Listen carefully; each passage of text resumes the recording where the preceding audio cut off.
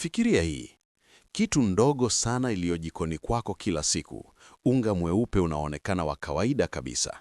Inaweza kubadilisha jinsi mwili wako unavyofanya kazi ndani kwa ndani bila wewe hata kugundua mara moja. Bicarbonate ya sodium. Watu wengi wanaitumia bila kuelewa kinachoendelea kweli ndani ya mwili wao. Lakini ukweli ni huu, mara tu unapoimeza, mwili wako unaanza kujibu haraka sana. Ndani ya tumbo lako, bicarbonate inaanza kupunguza asidi na kwa muda mfupi unaweza kuhisi nafuu, hasa kama ulikuwa na kiungulia au maumivu ya tumbo. Ndio maana watu wengi wanafikiri ni suluhisho la haraka na salama. Lakini je, unajua kwamba mabadiliko haya ya ghafla ya asidi yanaweza pia kuvuruga mfumo wako wa ndani kama hutumika usahihi? Wapo watu wanaoitumia kama dawa ya kusafisha mwili, wengine wakiamini inaweza kuondoa sumu, na wengine hata wanafikiri inaweza kusaidia kutibu magonjwa fulani. Lakini swali kubwa ni hili: je, ni kweli yote hayo ni salama au kuna upande ambao hauambiwi mara nyingi? Ukweli ni kwamba matumizi mabaya ya bicarbonate ya sodium yanaweza kuathiri usawa wa mwili wako, hasa kiwango cha asidi na chumvi ndani ya damu. Na wakati usawa huu unaharibika, mwili unaweza kuanza kuonyesha dalili ambazo huwezi kuunganisha moja kwa moja na kile ulichokunywa. Ndio maana ni muhimu sana kuelewa si tu faida zake, bali pia hatari zake zilizofichika. Kwa hiyo, kaa mpaka mwisho wa video hii, kwa sababu utakachogundua kinaweza kubadilisha kabisa jinsi unavyoitumia kuanzia leo. Na kama unapenda maudhui ya aina hii yanayofungua macho na kukupa maarifa ya kweli, chukua sekunde moja sasa, bonyeza kitufe cha kujiunga na uwashe alama ya kengele ili usikose chochote. Sasa, hebu tuanze kwa kuelewa kwa undani, bicarbonate ya sodium ni nini hasa na inaingiaje kufanya kazi ndani ya mwili wako mara unapoitumia. Bicarbonate ya sodium, ambayo pia inajulikana kama baking soda, ni kemikali yenye uwezo wa kubadilisha kiwango cha asidi ndani ya mwili wako. Kwa lugha rahisi, ina uwezo wa kufanya mazingira yenye asidi kuwa ya alkali zaidi. Hii ndiyo sababu kuu inayofanya watu wengi kuitumia wanapokuwa na kiungulia, kwa sababu inapofika tumboni, inapunguza ile asidi kali inayosababisha maumivu. Lakini hapa ndipo mambo yanakuwa ya kuvutia zaidi. Mwili wako kwa kawaida tayari una mfumo wake wa kudhibiti kiwango cha asidi na alkali. Kuna uwiano maalum ambao lazima udumishwe ili viungo vyako vifanye kazi vizuri, hasa damu, figo na mapafu. Sasa, unapoongeza bicarbonate kutoka nje, unalazimisha mwili kubadilika haraka ili kuendana na kile ulichokunywa. Kwa baadhi ya watu, hii inaweza kuleta nafuu ya haraka, lakini kwa wengine inaweza kuanzisha mchakato wa mabadiliko yasiyoonekana mara moja. Kwa mfano, baada ya kupunguza asidi tumboni, mwili unaweza kujibu kwa kuzalisha asidi zaidi baadaye, hali ambayo inaweza kufanya kiungulia kurudi tena kwa nguvu zaidi kuliko mwanzo. Hii inaitwa athari ya kurudi, na watu wengi hawaijui. Pia bicarbonate ina kiwango kikubwa cha sodium, na sodium hii ikiingia kwa wingi mwilini inaweza kuathiri shinikizo la damu. Hii ni hatari zaidi kwa watu ambao tayari wana matatizo ya moyo au presha, kwa sababu inaweza kuongeza mzigo kwenye mishipa ya damu bila wao kugundua mara moja. Lakini si hayo tu, matumizi mara kwa mara yanaweza pia kuanza kuathiri figo zako. Figo ndizo zinazosafisha damu na kudhibiti madini mbalimbali mwilini, na unapobadilisha uwiano wa asidi na alkali kila mara, unazilazimisha kufanya kazi zaidi kuliko kawaida. Kadri muda unavyokwenda, hii inaweza kuleta uchovu wa figo na hata matatizo makubwa zaidi kama haitadhibitiwa. Hivyo hivyo, ni muhimu kuelewa kwamba si kila kitu ni kibaya kuhusu bicarbonate ya sodium. Kwa matumizi sahihi na kwa kiasi kidogo, inaweza kuwa msaada wa muda mfupi kwa baadhi ya hali, hasa matatizo ya tumbo yanayohusiana na asidi. Tatizo linakuja pale ambapo watu wanaanza kuitumia kila siku bila mwongozo, wakiamini ni suluhisho la kudumu. Hapo ndipo hatari zinaanza kujitokeza polepole bila dalili za wazi mwanzoni. Sasa fikiria hili. Unatumia kitu ukifikiri kinakusaidia, lakini ndani ya mwili wako kinaanza kubadilisha mifumo kwa njia ambayo huwezi kuona wala kuhisi mara moja. Ndio maana ni muhimu sana kuelewa mipaka yake na jinsi ya kuitumia kwa usalama. Katika sehemu inayofuata, tutaingia ndani zaidi na kuangalia dalili ambazo mwili wako unaweza kuanza kuonyesha unapozidisha matumizi ya bicarbonate ya sodium, dalili ambazo watu wengi huipuuza bila kujua chanzo chake kinatoka wapi. Sasa hebu tuangalie kwa makini dalili ambazo mwili wako unaweza kuanza kuonyesha unapozidisha matumizi ya bicarbonate ya sodium, kwa sababu hapa ndipo watu wengi wanafanya makosa bila hata kugundua. Mwanzoni unaweza kuhisi kama kila kitu kiko sawa, labda hata bora zaidi kuliko kabla, lakini ndani ya mwili wako tayari kuna mabadiliko yanaanza kutokea pole pole. Moja ya dalili za kwanza ambazo watu wengi huipuuza ni tumbo kujaa gesi na kujisikia kubanwa. Hii hutokea kwa sababu bicarbonate inapochanganya na asidi ya tumbo huzalisha gesi ya carbon dioxide, na gesi hii ikizidi inaweza kusababisha tumbo kuvimba na hata maumivu ya ndani. Watu wengi huchukulia hali hii kama jambo la kawaida bila kujua ni ishara kwamba mwili hauko katika usawa wake wa kawaida. Dalili nyingine ni kichefuchefu au hisia ya kutapika. Hii ni njia ya mwili kujaribu kukuambia kwamba kuna kitu hakiko sawa, lakini mara nyingi watu huipuuza na kuendelea kutumia zaidi wakifikiri watapata nafuu.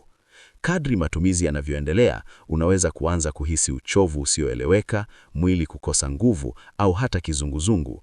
Hii inaweza kuwa ni matokeo ya kubadilika cha kiwango cha madini muhimu ndani ya damu kama vile potassium na calcium, ambavyo vina jukumu la kubwa katika utendaji wa misuli na mfumo wa neva. Lakini hapa ndipo mambo yanakuwa ya kuvutia zaidi. Mwili wako kwa kawaida tayari una mfumo wake wa kudhibiti kiwango cha asidi na alkali. Kuna uwiano maalum ambao lazima udumishwe ili viungo vyako vifanye kazi vizuri, hasa damu, figo na mapafu. Sasa, unapoongeza bicarbonate kutoka nje, unalazimisha mwili kubadilika haraka ili kuendana na kile ulichokunywa.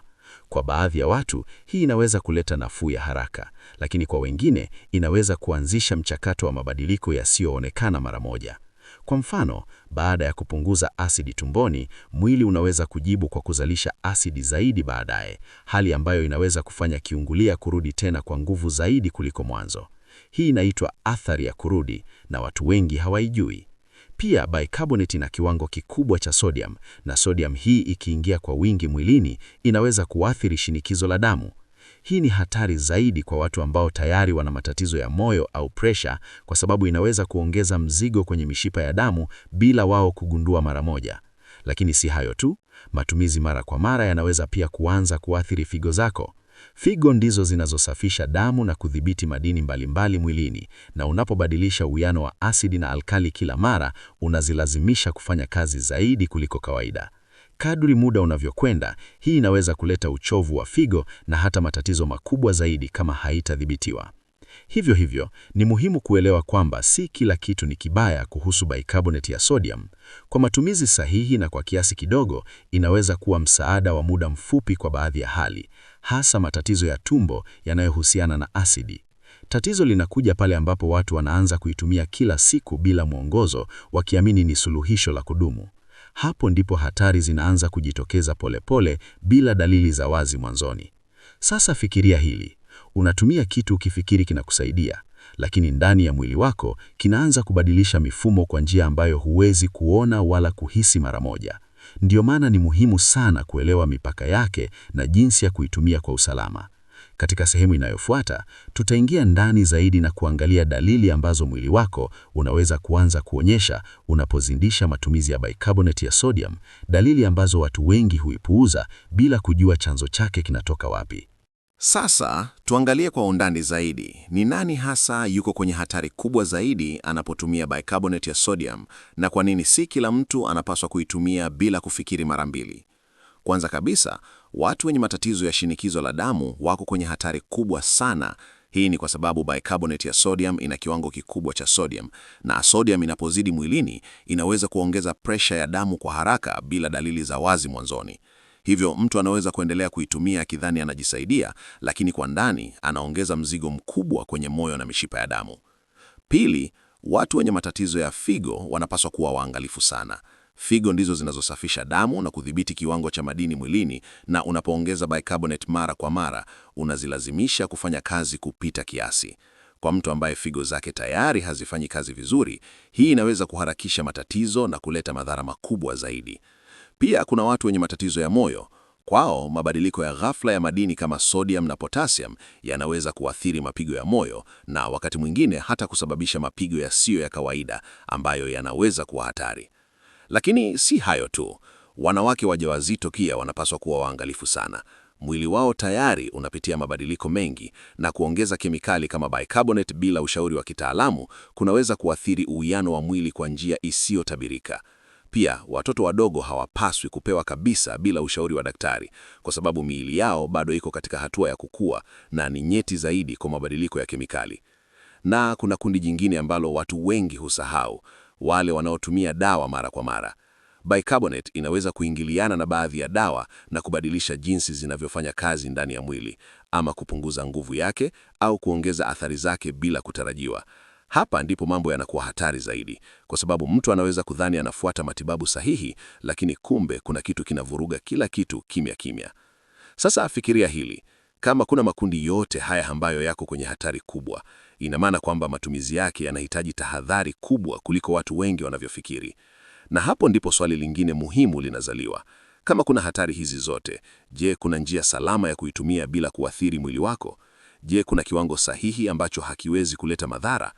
Katika sehemu inayofuata, tutaangalia ukweli kuhusu matumizi salama ya bicarbonate ya sodium, kiasi kinachoweza kuvumilika, na makosa ambayo lazima uepuke kabisa kama hutaki kuweka afya yako hatarini bila kujua.